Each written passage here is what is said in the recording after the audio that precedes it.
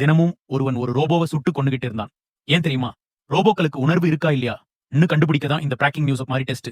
ஆனா ஒரு நாள் அவனே பயப்பட வைக்கும் ஒரு விஷயம் நடக்குது. ஒரு ரோபோ சுய சிந்தனையை வளர்த்துக்கிட்டு இருக்கு. மனிதர்களை மாதிரி யோசிக்குது. மேலும் அதை உருவாக்கிய டாக்டரே கொலை பண்ணிருக்கு. இதுக்கப்புறம் ஜாக் இந்த கில்லர் ரோபோயை பிடிக்காம விடல முடிவு பண்ணிடுறான். அதற்காக எல்லா ரோபோக்களையும் ஒரு பெரிய வேர்ஹவுஸ்ல பூட்டி அந்த ரோபோவை எப்படியாவது கண்டுபிடிக்கணும் அப்படின்னு செக் பண்ண ஆரம்பிக்கிறான். ஒரு ரோபோவை சுடும்போது திடீர்னு ஒரு சஸ்பென்ஸ். அந்த ரோபோ கொஞ்சம் நகருது. ஜாக் அதை பிடிக்க ஓடுறான்.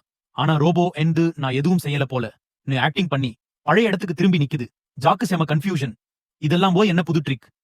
சுற்றிலும் ரோபோக்களா? அவனும் ஃபுல் டென்ஷன். ஒன்னே ஒரு டார்கெட் மேலதான் கண்ணு. அந்த நேரத்துல தான் கில்லர் ரோபோ சர்ப்ரைஸ் அவனை தாக்குது. ஜாக்க லிட்டரலி தூக்கி வீசுது. ஜாக் நினைக்கிறான் இதுதான் கடைசி நாள் போல. ஆனா ரோபோ அவனை கொல்லல. அதுக்கு பதிலா தப்பிச்சு ஓடுகிறதுக்கு ட்ரை பண்ணுது. ஆனா அவ்வளவுதான், போலீஸ் சரவுண்ட் பண்றாங்க. ரோபோ சுவர் ஏறி தப்பிக்க முயற்சிக்குது. ஆனா போலீசாரின் ஜாரைபிக்கு அந்த ரோபோ புடிச்சிடுறாங்க. கைது பண்ணி ஜாக்க விசாரணைக்கு அனுப்புறாங்க. விசாரணை அறையில ஜாக் மிகவும் அதிர்ச்சி அடைகிறான். அந்த ரோபோ மனித உணர்வுகளை காட்டுகிற மாதிரி நடக்குது. ஜாக்கிற்கு ஒரே குழப்பம். இந்த ரோபோக்கு உணர்ச்சி வந்துச்சா? அப்ப ரோபோ சொல்லுது, நான் யாரையும் கொலை செய்யல.